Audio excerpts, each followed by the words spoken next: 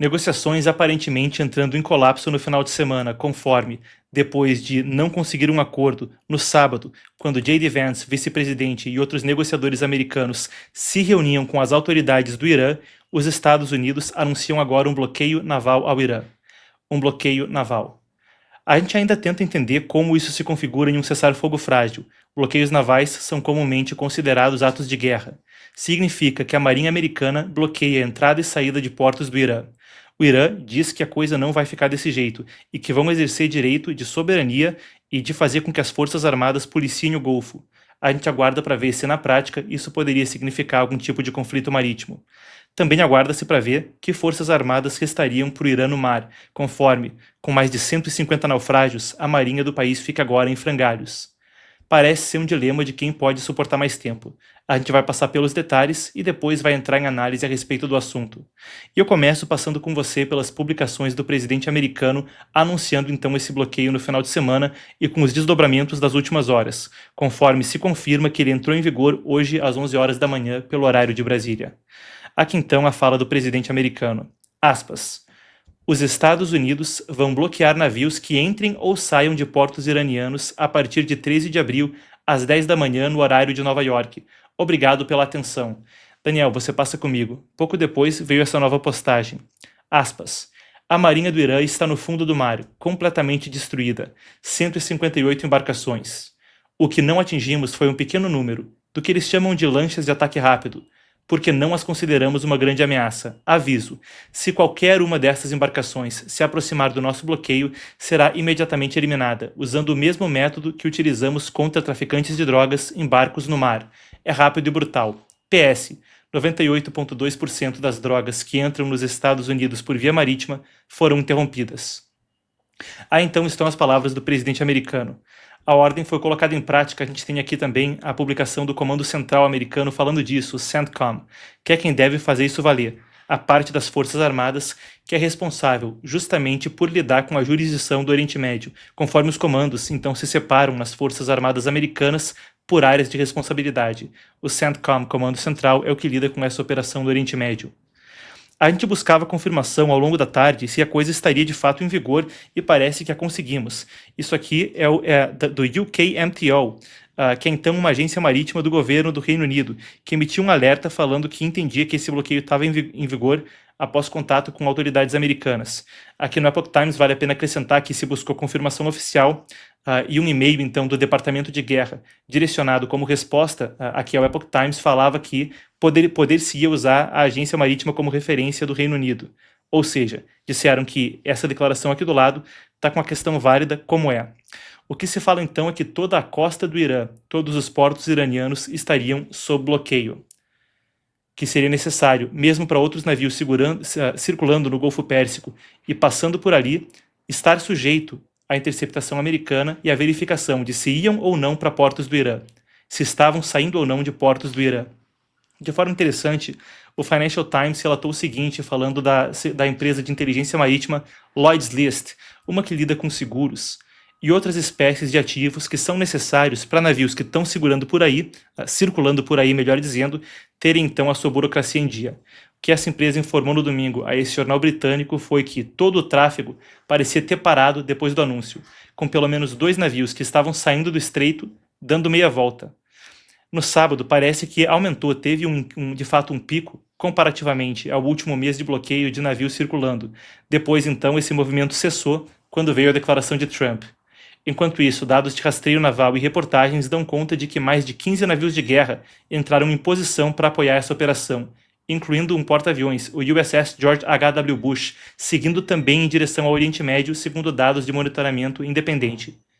Sem confirmação oficial, dados de monitoramento independente mostram isso. A gente deve ter aqui até o seguinte: o Flight Radar, que lida justamente com dados abertos de inteligência sobre a posição de aeronaves, mostrando aeronaves de transporte da Força Aérea dos Estados Unidos sendo deslocadas para a região durante a noite, antes mesmo de Trump fazer esse anúncio. É o que a gente parece ver acontecendo, conforme os Estados Unidos já haviam falado anteriormente que estavam recarregando e de prontidão. A Guarda Revolucionária Islâmica falava que não confiava nas palavras do inimigo e negociava com o dedo do gatilho. Em entrevista agora há pouco, Trump também confirmou que o bloqueio estava em vigor. A gente tem ele sendo interpelado por repórteres algumas horas atrás. Vamos conferir. We've been called this morning by the right people, the appropriate people, and they want to work a deal. They would like to work a deal. Is it your anticipation, Mr. President, that other countries will assist in this effort to blockade Iran and those? Yeah, other countries are going to also. Which countries, sir? We don't need other countries, frankly, but they've offered the services. We'll let it be known probably tomorrow. Ele fala então, para você que estava só ouvindo e não tinha acesso à legenda, que outros países estariam apoiando eventualmente os Estados Unidos nisso, confirmou que o bloqueio estava em vigor e disse que o Irã queria muito negociar. Isso acontece em tom curioso, afinal de contas, o que se viu no final de semana foi que conversas começaram no sábado e o resultado não foi frutífero, conforme o vice-presidente americano, que liderava a delegação, que incluía outros negociadores, falou de Islamabad, no Paquistão. O que ele disse foi que o Irã fundamentalmente não queria abrir mão de enriquecimento de urânio e armas nucleares. E mesmo que 21 horas de conversa tenham rendido alguma coisa, esse ponto fundamental não era solucionado. A gente tem aqui diretamente dele. The bad news is that we have not reached an agreement, and I think that's bad news for Iran much more than it's bad news for the United States of America. So we go back to the United States having not come to an agreement. We've made very clear what our red lines are, what things we're willing to accommodate them on, and what things we're not willing to accommodate them on. And we've made that as clear as we possibly could, and they have chosen not to accept our terms. Destroyed. But the simple question is, do we see a fundamental commitment of will for the Iranians not to develop a nuclear weapon, not just now, not just 2 years from now, but for the long term? We haven't seen that yet. We hope that we will. Não vemos um compromisso de que eles não irão desenvolver uma arma nuclear em um nível fundamental, é o que diz J.D. Vance. Agora, para os navios, a situação parece ainda pior. Se antes o Irã barrava o estreito, agora ainda o barra. Mas, por outro lado, o que se vê é que os Estados Unidos também bloqueiam os portos e a linha costeira do Irã, fazendo com que, essencialmente, se a gente teve um pico de atividade no final de semana, agora esse não seja o caso. O que fica também no tom da reação iraniana. Se por um lado Trump diz então que o regime quer negociar, o Irã acusa os Estados Unidos de pirataria com o bloqueio. Numa nota das Forças Armadas, o regime afirmou que a medida é ilegal e fez um alerta direto, dizendo que a segurança na região ou é para todos ou para ninguém, o que traz à tona o tom de ameaça. Afinal de contas, o Irã chegou a disparar mais de 2.700 projéteis contra os Emirados Árabes Unidos. Centenas também contra o Kuwait. Coloca aí a Arábia Saudita. Outros países que nada teriam a ver, mas que tinham bases aéreas americanas nos seus territórios foram também alvejados. Teherã também afirmou que se os portos forem ameaçados, nenhum porto do Golfo Pérsico e do Mar de Omã estará seguro, o que também amplia a ameaça de que mais ataques contra embarcações, como os que o Irã fez antes contra petroleiros, por exemplo, pudessem acontecer. Nesse pronunciamento das Forças Armadas, que foi transmitido em mídias estatais iranianas hoje, ainda foi dito que militares estariam envolvidos em garantir segurança em águas territoriais. Deixa em aberto a possibilidade de combates navais, escoltas e por aí vai. Claro, como a gente disse, uma grande parte da marinha do Irã afundou, mas como o próprio Trump falou, lanchas de ataque rápido, drones e outros ativos ainda poderiam ser usados para isso. A gente tem aqui um trecho da transmissão na mídia estatal iraniana desse comunicado, você vai acompanhar comigo. Uma ressalva, tá? O trecho é assim mesmo, começa com uma âncora apresentando e enquanto ela fala, tem a imagem de um porta-voz das Forças Armadas iranianas em cima. Então não é que ele tem voz de mulher, tá? É só que é assim que é a coisa mesmo. Vamos conferir. Bismillahirrahmanirrahim. نیروهای مسلح جمهوری اسلامی ایران دفاع از حقوق قانونی کشورمان را وظیفه‌ای طبیعی و قانونی می‌دانند و بر همین اساس اعمال حاکمیت جمهوری اسلامی ایران در آبهای سرزمینی کشورمان حق طبیعی ملت ایران است. بر این اساس تأمین امنیت در آبهای سرزمینی جمهوری اسلامی ایران توسط نیروهای جانبرکف مسلح. Antes da gente continuar, vou pedir sua licença, tem informação entrando de última hora e a gente já vai continuar em um instante com a informação que eu vinha passando. Mas a produção aproveitou aqui que tinha então esse soundbite, como dizem no estrangeiro, desculpa aí pelo gringuismo, mas esse VT que estava rodando para me trazer informação. Então, duas agora entrando de última hora. Primeiro, a presidência iraniana informa o seguinte: o presidente Massoud Pezeshkian, uma das pessoas envolvidas nas negociações, junto com Abbas Araghchi, ministro das Relações Exteriores, e Mohammad Ghalibaf, chefe do parlamento, disse que discutiu negociações com a América em um cessar-fogo num telefonema com Emmanuel Macron, apesar de os detalhes não serem claros. Cerca de 1 hora atrás também a gente tem a seguinte informação vindo da CNN americana. Então, normalmente, claro, a gente tem que ter essa integridade de discernir o que é informação oficial e o que é uma fonte secundária. Isso é uma fonte anônima, conforme relatado pela CNN americana, então com um grau menor de autenticidade, sem ser publicamente confirmável. Bom, o que a informação diz é o seguinte: oficiais americanos estariam considerando uma segunda reunião com os iranianos antes do fim do cessar-fogo, que enquanto cheio de violações e frágil, ainda está em tese em vigor. Então são 2 das atualizações de última hora que a gente tem, conforme a gente cobre as horas depois que o bloqueio naval americano dos portos do Irã entra em vigor. Muito bem, deixa eu voltar com vocês a tratar então da declaração das Forças Armadas iranianas mais cedo. A declaração, essa que a gente viu agora há pouco, ainda dizia, e isso é informação relevante até sobre a configuração do comércio global nos termos do fim dessa guerra. A declaração ainda dizia que depois da guerra, o regime iraniano estabeleceria um mecanismo permanente de controle sobre Hormuz. Um mecanismo de controle permanente sobre Hormuz. O que isso significa? A capacidade de controlar o fluxo ali com uma série de países, árabes mesmo, que em nada gostariam disso. Mesmo a capacidade de cobrar pedágios, o que a gente já estimou aqui poderia dar uma renda maior do que a que o canal de Suez dá para o Egito, para o regime iraniano. Esse contencioso seria uma linha vermelha para os Estados Unidos, para os aliados americanos na Europa, na Ásia, no Oriente Médio, os países do Golfo. Então, por aí a gente tem outro contencioso a ver como se desdobra se eventualmente mais conversas, mais negociações prosseguirem no período do frágil cessar-fogo. Eu citei o presidente do parlamento iraniano, Mohammad Bagher Ghalibaf, agora há pouco. A gente tem também informação dele, além da declaração das Forças Armadas, outra declaração que vem então da reação da parte iraniana. A gente tem aqui a publicação dele no X, escrevendo o seguinte, aspas, aproveitem os preços atuais nas bombas. Com o chamado bloqueio, em breve vocês vão sentir saudade da gasolina a 4 ou 5 dólares. Bem, um tom irônico então, falando que isso infligiria mais dano econômico, mais sofrimento econômico a países pelo mundo. Conforme, claro, esse contencioso antes passava 1/5 da exportação de petróleo pelo Estreito de Hormuz, agora passa nada, fez que o preço do barril de petróleo saltasse no início da guerra de 70 dólares, comerciando consistentemente a mais de 100 dólares, e voltou a comerciar a preços mais altos, conforme hoje as ameaças se intensificaram. Por aí eu passo com vocês um pouco pelo impacto econômico. Nessa segunda-feira, o barril Brent voltou a ultrapassar o índice de referência, os 100 dólares, alta de cerca de 7% em relação à sexta-feira. Naquela época havia muito otimismo que as conversas pudessem render uma solução, pelo menos temporária, da via econômica. De um lado, os Estados Unidos, que chegaram também na semana passada a ver o preço médio do galão de combustível passar dos 4 dólares, vinha negociando mais perto dos 2 antes da guerra, enfrenta impacto no aumento dos preços de energia. O Irã também pode lidar com um possível colapso econômico. A gente já vai lidar com os dados do Irã. Antes eu quero trazer uma informação interessante que também conferi hoje ao longo da tarde, conforme me preparava para a cobertura, essa relatada pelo britânico Financial Times. Vamos lá. Os últimos petroleiros a atravessar o Estreito de Hormuz antes dessa guerra eclodir devem chegar nas refinarias nos próximos dias.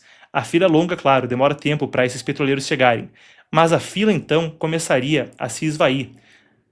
Agora, chegaria ao fim então os petroleiros que haviam saído antes do início da guerra. É esperado que os navios finais para limpar o estreito antes do início da guerra, a sair do estreito em 28 de fevereiro, cheguem na Malásia e na Austrália até 20 de abril, o que intensificaria esse choque de oferta que já é chamado pela Agência Internacional de Energia Atômica o maior choque de suprimento de petróleo na história. Então, se o Irã ameaça combustível mais caro nos Estados Unidos, e se, claro, essa é a preocupação imediata do mundo inteiro, com esse bloqueio fica um impasse com os Estados Unidos também buscando impor mais dor econômica ao Irã, gerando uma espécie de jogo de resistência, uma análise que a gente vai abordar em instantes. Primeiros dados, qual o tamanho do impacto desse bloqueio na economia iraniana? Há números divergentes, mas uma análise a qual a gente teve acesso, cruzando então algumas das fontes às quais a gente conferiu ao longo da tarde, traz à tona o seguinte: interrupção de exportações de petróleo e produtos petroquímicos, importações, paralisação da economia, poderia chegar com esse bloqueio a 435 milhões de dólares por dia nos limites mais altos, o que seriam 13 bilhões por mês. Com alguns especialistas alertando que com capacidade limitada de armazenamento, os petroleiros iranianos poderiam ficar completamente cheios em cerca de 13 dias. Ou seja, sem poder escoar o petróleo, brevemente não teria onde colocar ele. Isso faria as usinas pararem então de abastecer. É a mesma coisa que aconteceu também com muitas instalações de petróleo no Golfo ao longo da cobertura desse conflito. Os petroleiros não conseguem sair, não tem mais onde botar o petróleo, as indústrias também param de bombear ele para fora do chão, o que pode forçar o fechamento dos poços de petróleo, até talvez causando dano permanente a alguns reservatórios, a depender da tecnologia. Mesmo durante a guerra, isso vem num contexto no qual o Irã vinha aumentando as receitas com petróleo. O preço subia, é um país exportador, afinal de contas. O país arrecadou em março cerca de 139 milhões de dólares por dia, que é uma alta em relação a 115 registrados em fevereiro.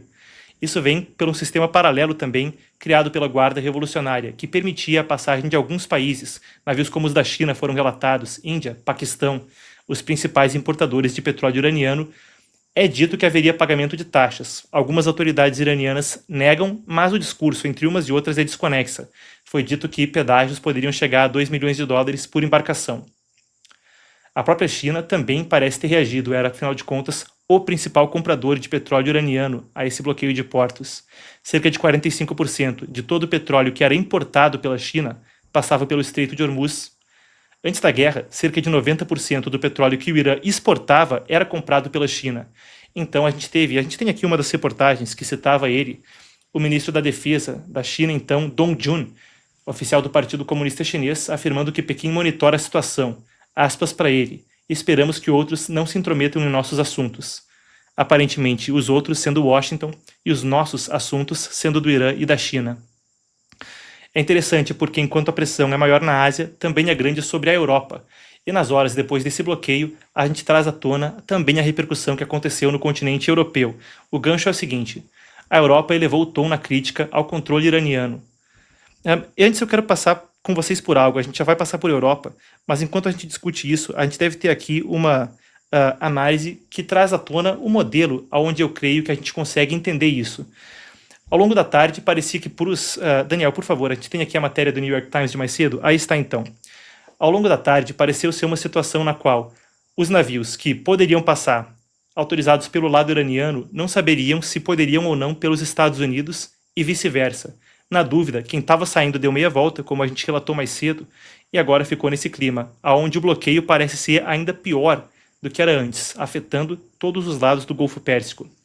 Isso é uma análise que eu acho que condensou isso, do David Sanger, analista então que publicou essa coluna hoje mais cedo no New York Times. Eu leio com vocês um trecho que ajuda a gente, citando então um analista graúdo, a entender a situação. Aspas. A decisão do presidente Trump de bloquear todas as remessas iranianas para fora ou para o Estreito de Hormuz a partir de segunda-feira de manhã prepara o próximo grande teste na guerra do Irã. Qual lado pode suportar mais dor econômica, a nova liderança de Teherã ou o próprio Sr. Trump? Quase tudo sobre como essa nova virada na guerra provavelmente parece muito diferente do que se desenrolou até agora. Em vez de direcionar mísseis e bombas para locais militares, locais de mísseis e a indústria de defesa do Irã, o Sr. Trump tentará sufocar a força vital do país, o petróleo que é responsável por mais de 50% de suas exportações e quase toda a receita do governo. O que também dá o tom para a gente de como essa dor econômica pode afetar as receitas do regime iraniano. Mas, em particular, eu acho que condensa o argumento que eu vinha pontuando ao longo dessa cobertura. Quem pode aguentar mais? Um editorial do Wall Street Journal também falava: Trump está bloqueando os bloqueadores. Aonde, se era um jogo de o quanto suporta Trump em termos de desgaste político e econômico, tenta-se agora, da perspectiva de Washington, impor o mesmo jogo para Teherã e ver se é possível trazê-los para a mesa de negociação. Se não for possível, eu reitero o que foi dito na nossa cobertura de sexta-feira. Os Estados Unidos dizem estar reposicionando navios. A gente cobriu mais cedo dados abertos de rastreamento naval e naval e aéreo, trazendo então mais ativos militares para o Oriente Médio. Trump falava mesmo que era o maior recarregamento da história e que as coisas poderiam voltar ainda piores ao conflito caso esse cessar-fogo não fosse frutífero. E aí a gente vê as coisas então condensadas nesses termos, de forma mais clara. Muito bem, condensado isso, eu sigo com vocês falando a respeito da reação dos países europeus. Trump falou mesmo que amanhã poderia ter mais gente se manifestando.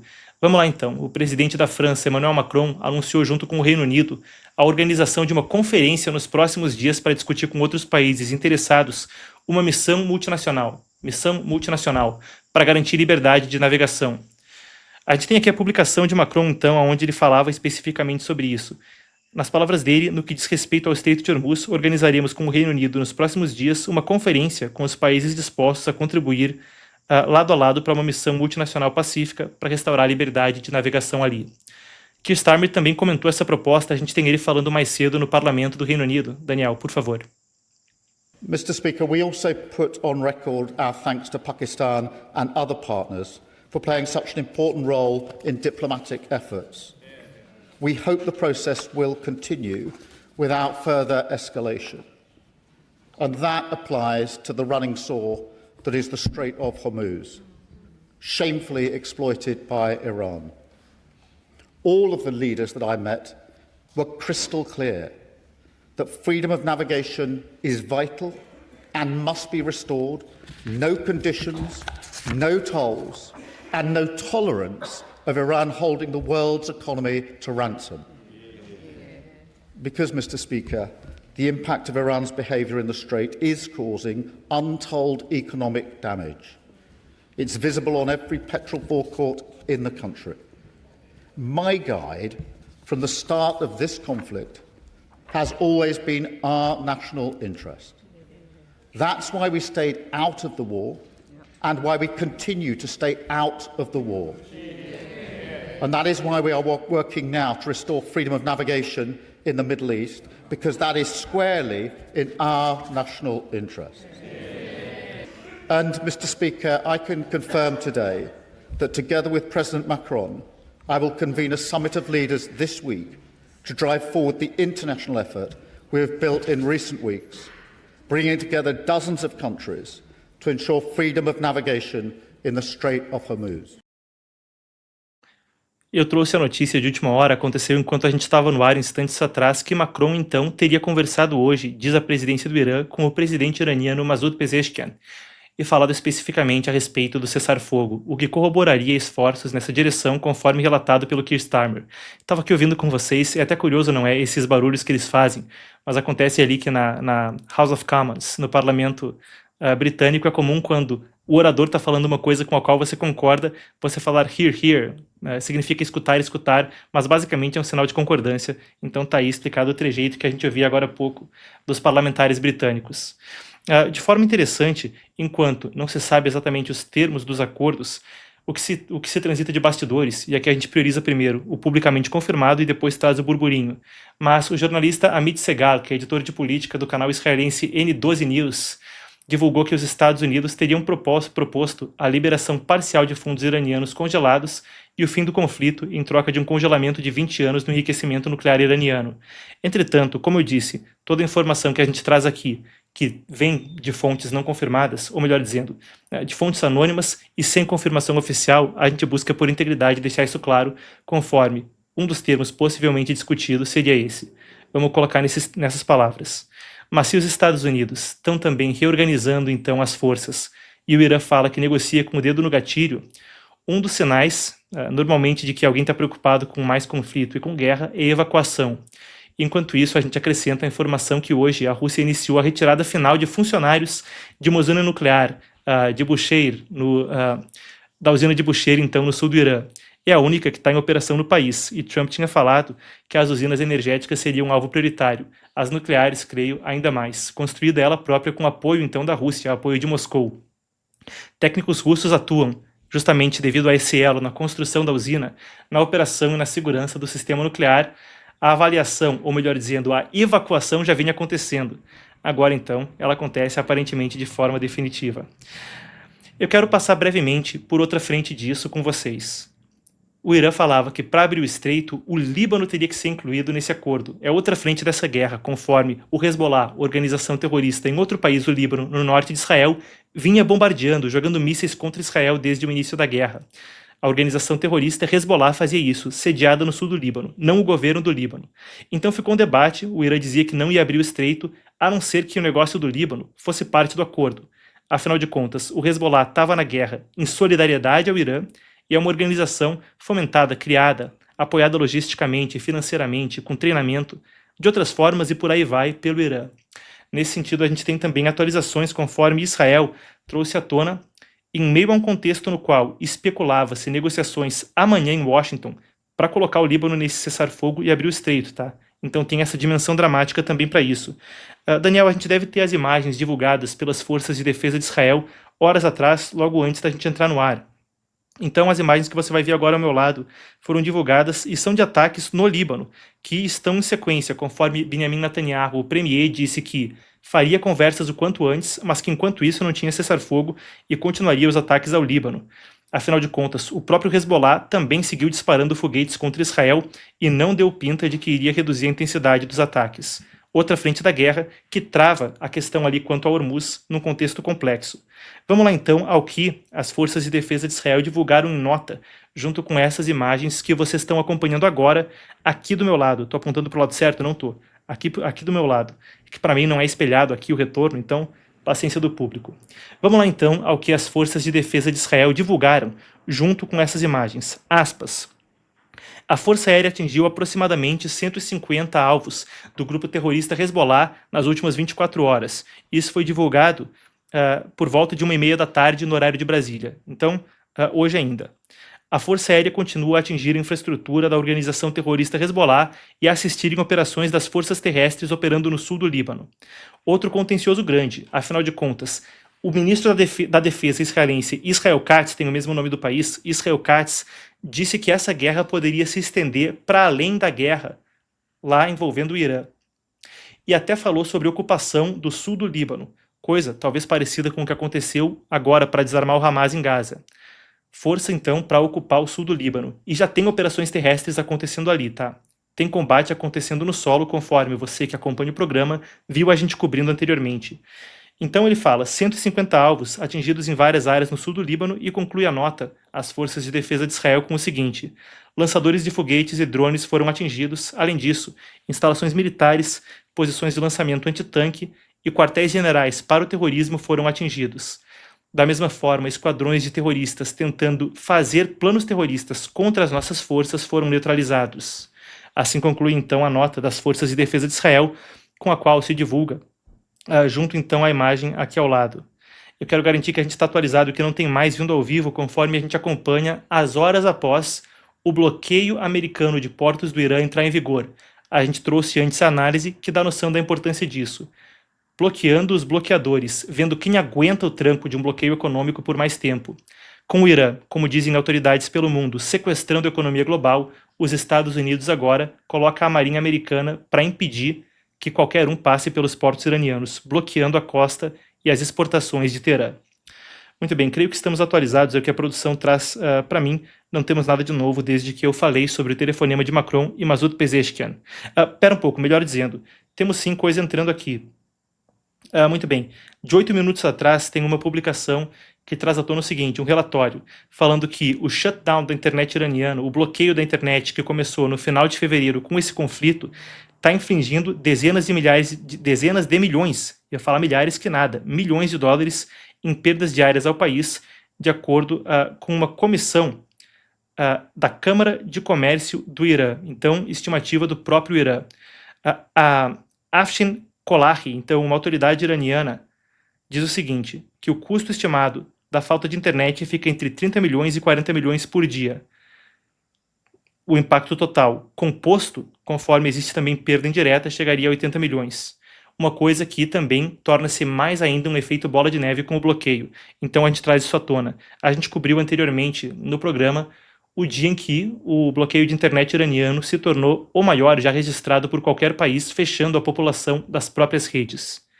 Um bloqueio quase total, alguns conseguem ainda furá-lo com terminais Starlink e trazer informação para fora, mas um bloqueio quase total de internet. O mais longo registrado por qualquer país. Então, aí está.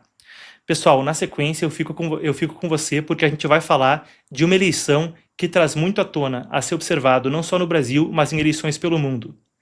Uma que fala de tecnologia, dissidências internamente na própria direita de um país específico na Europa e ainda reconfiguração geopolítica, Ucrânia envolvida, Trump envolvido e por aí vai. Uma eleição monumental na Hungria. Como eu disse, parece um país distante, mas o que ela traz à tona ajuda a gente a ter leitura e puxar um fio que traz muito mais a ser discutido. Na sequência a gente fala de eleições na Hungria. Antes disso, eu quero aqui trazer um agradecimento a nossa transmissão de hoje, e todo mundo fica no agradecimento, tá? Ninguém saindo, que isso aqui é um agradecimento pessoal que eu tenho a todo mundo, qualquer patrocinador que trabalhe conosco, porque é o que viabiliza a gente prosseguir. Então vamos lá, a transmissão de hoje é um oferecimento da Incorporate, arquitetura e obras corporativas. O negócio é o seguinte, pessoal, se você está em São Paulo e vai projetar ou se vai reformar um espaço corporativo, a Incorporate é uma empresa ágil com projetos entregues em até 30 dias, reformas em até 90 e parcelamento em 21 vezes. É o método turnkey, chave na mão, significa gestão centralizada até entrega, ou seja, transparência total e orçamento previsível sem dor de cabeça. Quem já teve que reformar escritório, e a gente está passando por isso agora, sabe como as coisas podem sair de controle. Não com a Incorporate. Aqui do lado vocês estão vendo um escritório de 450 metros quadrados que foi entregue pela Incorporate. Projeto em 25 dias. Como eu disse, a Incorporate também está projetando o nosso novo estúdio em São Paulo, que eu estou animado demais para mostrar para vocês em alguns meses. É a primeira empresa de arquitetura corporativa do Brasil com foco em ROI, retorno sobre o investimento para sua empresa. ROI real. Eles fazem projetos para todo o Brasil, obras só em São Paulo. Então você pode usar o código QR que vai estar aqui no canto, para você que está na televisão, pode pausar o vídeo e assinar, ou melhor dizendo, escanear esse código QR com a câmera do celular e falar agora com um especialista. Quando você vai lá e conversa com eles, você também está dando aquela moral pro apoio que a gente pode dar em retorno a eles por apoiar essa live, certo? Então tá aí, Incorporate, muito obrigado por viabilizar essa transmissão, um oferecimento da Incorporate hoje, tá dado o recado.